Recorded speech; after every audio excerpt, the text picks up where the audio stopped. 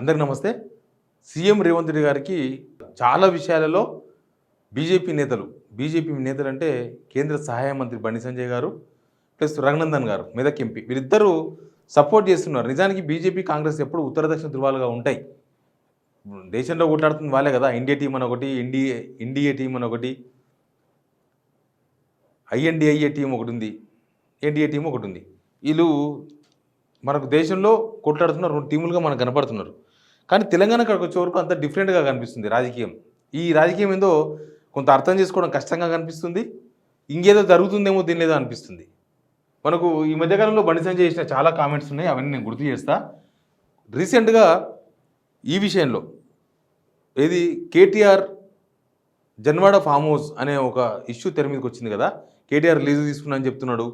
కేటీఆర్ నాకు సంబంధం లేదు, మా ఫ్రెండ్ది ఎవరిదో నేను లీజుకు తీసుకున్నా, నేను నడుపుకుంటున్నా, ఒకవేళ అక్రమం ఉంటే కూలగొట్టేసేయండి, నేను కూడా వస్తా, నాదే కాదు అటుకెళ్ళి అన్ని కూలగొట్టండి అని చెప్పేసి ఆయన సమాధానం ఇచ్చిండు. ఈ విషయంలో బండి సంజయ్ చేసిన స్టేట్మెంట్ ఏంటంటే, మరి మీరు ఆ ఫామ్ హౌస్ మీకు సంబంధం లేకపోతే రేవంత్ రెడ్డి డ్రోన్ ఎగిరేసినందుకు ఎందుకు కేసు పెట్టినరు అని అడిగారు. నేను కూడా నాకు డౌట్ వచ్చింది. నిజంగానే ఓలా కేటీఆర్ది కాకపోతే కేటీఆర్ ఎందుకు కేసు పెట్టిండు రేవంత్ రెడ్డి పైన? అసలు బండి సంజయ్ ఆ విషయంలో రేవంత్కు సపోర్ట్ చేయడం ఏందో ఫస్ట్ అదొక రాజకీయం, నేను తర్వాత మాట్లాడతాను. ఈ విషయంలో కేటీఆర్ ఎందుకు కేసు పెట్టిండు అని నేను పొద్దుగాల లేచి ఒక బీఆర్ఎస్ మాజీ ఎమ్మెల్యేకి ఫోన్ చేసిన, ఆ ఏరియాలో ఉండే ఒక మాజీ ఎమ్మెల్యేకి ఫోన్ చేసి, ఏంది అవు నిజమే కదా ఇట్లా బండి సంజయ్ వాళ్ళు అడుగుతున్నారు, మరి ఆ కేసు కేటీఆర్ ఎందుకు పెట్టిండు అని అడిగిన. అడిగితే ఆయన ఏమన్నాడంటే, ఇప్పుడు బ్రదర్ మీరు ఒక ఇంట్లో కిరాయి ఉన్నారు, మీ ఇంట్లో దొంగరు పడ్డరు, ఇప్పుడు కేసు ఎవరు పెట్టాలి? మీరు పెడతారా లేకపోతే మీ ఇంటి ఓనర్ పెడతాడా అని అడిగిండు. మా ఇంట్లో దొంగతనం జరిగితే నేనే పెడతా. సరే మీ ఇంట్లోకి ఓ డ్రోన్ వచ్చింది, అప్పుడు కేసు ఎవరు పెట్టాలి? నువ్వు పెట్టాలన్నా మీ ఓనర్ పెట్టాలన్నా? నేనే పెట్టుకుంటా, మా ఇంట్లోకి వస్తే నేను కూకుంటా. సేమ్ కేటీఆర్ లీజు తీసుకున్నాడు, కేటీఆర్ ఇంటి మీదకి ప్రైవేట్ వ్యక్తులు డ్రోన్ పంపించారు వితౌట్ పర్మిషన్. ఆ ఇంట్లో జరిగే ఏదో తెలుసుకునే ప్రయత్నం చేసినప్పుడు కేసు ఎవరు పెడతారు? ఆ ఇల్లు కిరాయి తీసుకున్నానే పెడతాడు. కాబట్టి ఆ ఫామ్ హౌస్ కిరాయి తీసుకున్న కేటీఆర్ కేసు పెట్టిండు, దాంట్లో తప్పే ఉంది అన్నారు. నిజంగానే లాజిక్ అయితే నాకు కరెక్టే అనిపించింది. ఎందుకంటే ఆయన ఇది వివరంగా చెప్పిండు కదా, ఇంట్లో దొంగతనం జరిగితే ఎవరు కేసు పెడతారంటే మనమే పెడతాం. ఓనర్ పెడతారంటే ఓనర్కి మట్టి తీట, ఓనర్ పెడతాడు. మన ఇంట్లో దొంగతనం జరిగితే పో కాల్ చేసిపో అంటాడు, అంతే కదా. ఇప్పుడు ఈ మధ్యకాలంలో కిరాయిలో కరెంటు బిల్లు ఎక్కువ వచ్చింది అనుకో, కరెంటు బిల్లు ఎక్కువ వస్తేనే ఓనర్ అడిగితే ఏమంటుంది తెలుసా? ఓనరు పో ఎలక్ట్రిసిటీ ఆఫీస్ ఉంటుంది, కరెంట్ ఆఫీస్ ఉంటుంది, పోయి అడిగిరా పో మాట్లాడుకొచ్చుకోపో అంటున్నాడు. అంతేగాని మరి ఇల్లు నాదే కదా, ఆ కరెంటు బిల్లు ఇయ్యి నెంబర్ తీసుకొని మాట్లాడుతూ అంటలేడు. మీరే పోయి మాట్లాడుకోపోండి కరెంటు బిల్లు తీసుకొని అంటున్నాడు. మనకి అట్లాంటప్పుడు ఆడ కేటీఆర్ కేసు పెట్టడంలో తప్పేముంది? కరెక్టే కదా, లాజిక్ సరిపోయింది కదా. మరి ఆ లాజిక్ మర్చిపోయి బండి సంజయ్ అండ్ రఘునందన్ ఇద్దరు, ఎంపీ రఘునందన్, ఈ మీదకి ఎంపీ రఘునందన్, ఈయన కూడా ఏమైందో దెబ్బతాకినట్టు నెత్తికి. ఇద్దరు ఈ విషయంలో రేవంత్ రెడ్డి కరెక్ట్ చేసిండు, కేటీఆరే తప్పు చేసిండు అన్న విధంగా మాట్లాడుతున్నారు.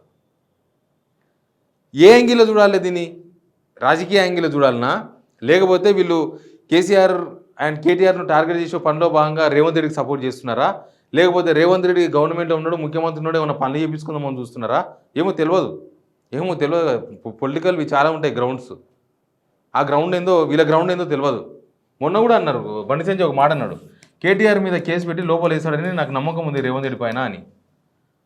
ఇప్పుడు నేను అందుకే చెప్తా, ఇక్కడ రేవంత్ గవర్నమెంట్కి వచ్చిన ఇబ్బంది ఏం లేదనిపిస్తుంది. ఇవన్నీ చూస్తుంటే వీళ్ళకు వచ్చిన ఇబ్బంది ఏం లేదు. వీళ్ళకు 64 మంది 65 మంది అయిన ఎమ్మెల్యేలు, ఎంఐఎం వాళ్ళు 7 మంది ఉన్నారు, బీజేపీ వాళ్ళు 8 మంది ఉన్నారు. బహుశా వీళ్ళందరూ కలిస్తే ఇంకా 10 మంది వాళ్ళు రానే వచ్చిర్రు. అక్కడి నుంచి 100 దాడుతుంది, దగ్గర 100 పోతుంది. ఇంకా గవర్నమెంట్కి వచ్చిన ఇబ్బంది ఏముంది? మొన్ననే ఆ ధైర్యం చూసుకున్నాం కూడా రేవంత్ రెడ్డి గారు మాట అన్నారు, ఇప్పుడు ఎలక్షన్స్ చేయడం ఉన్నాయి, ఆ క్షత్రియుల మీటింగ్లో మాట్లాడినారు, ఇప్పుడు ఎలక్షన్స్ చేయడం ఉన్నాయి, చాలా లేట్ ఉన్నాయి ఎమ్మెల్యే ఎలక్షన్స్ అని. అంటే అర్థమైంది ఇప్పుడు ఏం ఎలక్షన్ రాదు, ప్రభుత్వం పడిపోదని క్లారిటీకి వచ్చాడు అనమాట. ఎనీవే వీళ్ళిద్దరు రఘునందన్ అండ్ బండి సంజయ్ ఇద్దరు ఏ ఇష్యూ వచ్చినా సరే, ఇష్యూ ఏది వచ్చినా సరే రేవంత్ రెడ్డికి ఎందుకు సపోర్ట్ చేస్తున్నారు? రేవంత్ రెడ్డి కాంగ్రెస్ ముఖ్యమంత్రి, వీళ్ళేమో బీజేపీలో ఆయన సహాయ మంత్రి, ఈయనను ఆడను కొట్లాడుతున్నారు, ఢిల్లీలో రాహుల్ గాంధీతో కొట్లాడుతున్నారు, ఇక్కడికి వచ్చే వరకు రేవంత్ రెడ్డికి సపోర్ట్ చేస్తున్నారు రాజకీయంగా. ఇంకా లోపల ఇంటర్నల్గా ఏముంటుందో తెలియదు. ఇంటర్నల్గా జరిగే వ్యవహారాలు ఏందో రాజకీయ నాయకుల మధ్య, ఒక్కొక్క రాజకీయ నాయకుల మధ్య ఒకటి ఉంటుంది. వీళ్ళనే కాదు, వేరే రాజకీయ నాయకులు వేరే ఉంటాయి, బయటికి తిట్టుకున్నా లోపల వ్యవహారం నడిపిస్తున్నారు. కానీ వీళ్ళు తిరగలేరు కూడా. ఇప్పుడు కమ్యూనిస్ట్ పార్టీలు అంటే డైరెక్ట్గా వాళ్ళు మద్దతులో ఉన్నారు, వాళ్ళ ఎమ్మెల్యే ఆల్రెడీ పొత్తుతో గెలిచారు కాబట్టి కమ్యూనిస్ట్ పార్టీలో ఎవరు మాట్లాడతలేరు. నిజానికి కమ్యూనిస్ట్ పార్టీలు ప్రభుత్వాన్ని ప్రశ్నిస్తే వాళ్ళకి ఇప్పుడు కూడా గ్రౌండ్లో కొద్దిగా బలం దొరుకుతుంది. కానీ వాళ్ళు ప్రశ్నించే పరిస్థితులు లేరు. వాళ్ళు గవర్నమెంట్లో ఉన్నారు, గవర్నమెంట్ మాదనుకుంటున్నారు, ఒక ఎమ్మెల్యే ఉన్నాడు కాబట్టి. కాబట్టి ఇంకా వాళ్ళని ఏం చేయాలి, వాళ్ళని ఎవడు కాపాడలేడు. వాళ్ళను ఏ చెరువులో నీళ్ళు లేని చెరువులో కూడా ముంచవచ్చు, ఆ చెరువులో కూడా మునిగిపోయే పరిస్థితిలో ఉన్నారు కాబట్టి వాళ్ళు మనం ఏం అనలేం. కానీ వీళ్ళెందుకు సపోర్ట్ చేస్తున్నారు? వీళ్ళు బీజేపీలో ఉన్నారు కదా, ఆయన కాంగ్రెస్ ముఖ్యమంత్రి కదా, ఆయనతో వీళ్ళకున్న లాలుచి ఏంది, వీళ్ళకు ఆయనతో ఉన్న లాలుచి ఏంది?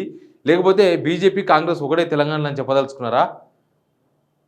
ఏమో ఏమో పాలిటిక్స్ అంతా పిచ్చి పిచ్చుకుంటే నేను చూసిన తమిళనాడులో చూసినాను. తమిళనాడులో రాజ్నాథ్ సింగ్ పోయిండు ఆడికి. తమిళనాడు కరుణానిధి వర్ధన్తో జయంతో ఏదో ఉంటే పోయిండు. పోతే యాక్చువల్గా రాజ్నాథ్ సింగ్ ఓడమే ఒక చర్చ, కరుణానిధిని ఆకాశానికి ఎత్తేసింది. సరే చనిపోయిన మనిషి కాబట్టి ఎత్తిందేమో అనుకుంటే స్టాలిన్ కూడా పోగొడుతున్నాడు. అర్థమైంది వీళ్ళేమో ఉన్నది ఇండియా టీంతోనా, తమిళనాడులో రాజకీయాలు మారబోతున్నాయా, స్టాలిన్ బీజేపీ పోతున్నా అని ఆల్రెడీ అక్కడ పేపర్ మొత్తం పెద్ద పెద్ద అక్షరాలతో రాసినాయి. స్టాలిన్ అంటే ఆయనది ప్రాంతీయ పార్టీ పోతే పోతాడు. ఈడ రేవంత్ రెడ్డి పోలేడు కదా, రేవంత్ రెడ్డి వదిలేస్తే కాంగ్రెస్ను వదిలేసి వచ్చి బీజేపీలో చేరాల్సిందే తప్ప ఆయన కాంగ్రెస్ను బీజేపీలో మర్జీ చేయలేడు కదా. రాష్ట్రంలో కాంగ్రెస్ను బీజేపీలో మర్జీ చేస్తాడా? ఏం జరుగుతుంది? ప్రతి ఇష్యూలో వీళ్ళిద్దరు రేవంత్ రెడ్డికి సపోర్ట్గా ఎందుకు మాట్లాడుతున్నారు?